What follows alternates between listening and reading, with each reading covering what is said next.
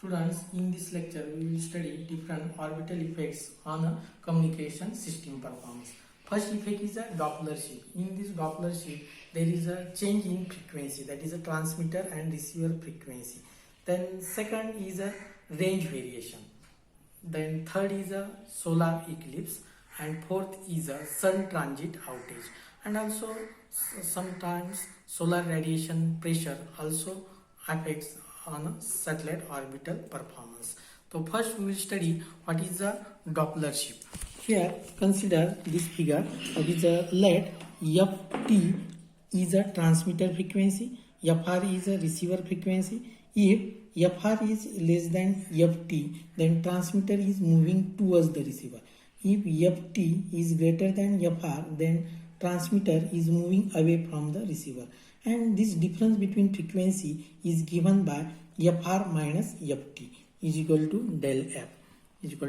Now transmitted and received frequency are related by Fr minus Ft divided by Ft is equal to del F by Ft, and del F by Ft is equal to Vp by theta p, where Vp is a component of transmitted velocity directed towards the receiver and theta p is a phase velocity of a light.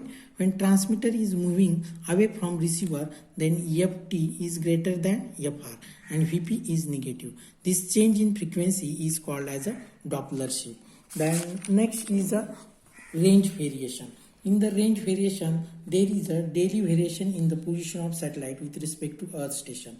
These variations are cyclic and this causes the variation range between user terminal and satellite.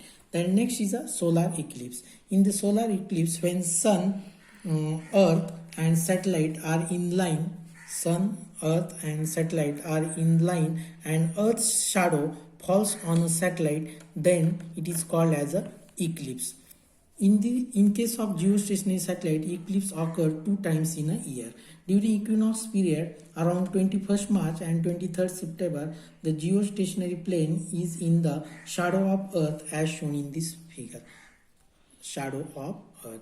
During the eclipse period, satellite does not receive any power and from the sun, and it is operated by the batteries. So this is a solar eclipse. Then next is a sun transit outage. So what is sun transit outage? As previously we have mentioned, basically sun is a hot microwave source. Sun is a hot microwave source and which has an equivalent temperature is in between 6000 K to the 10,000 K. That is due to this added temperature there is a as shown in this figure, satellite communication satellite uses the frequency range of 4 GHz to 50 GHz.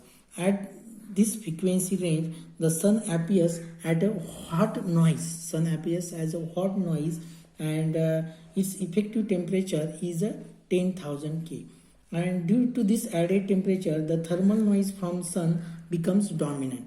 Thermal noise from sun becomes dominant and it causes fade margin of a receiver to exceed and outage occurs. That is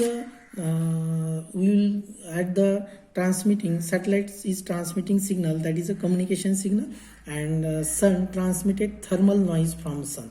So this is dotted line is a communication signal and this is a thermal noise from sun at a times comes towards the earth station, and due to this comes in towards the earth station, signal becomes weak or we'll get the blank signal, and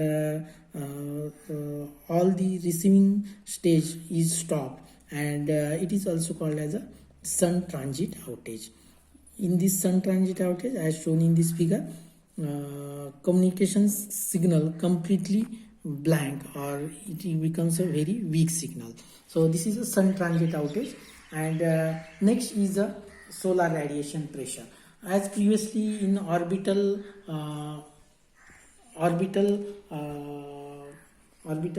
perturbations, we have studied solar radiation pressure. The solar radiation pressure from sun rays comes causes or effect on the satellite orbit. Due to the solar radiation pressure, its eccentricity of orbit is a change, and basically eccentricity increases for first 6 months and it sinks during next 6 months. So these are all the orbital effects on the communication system performance on a satellite.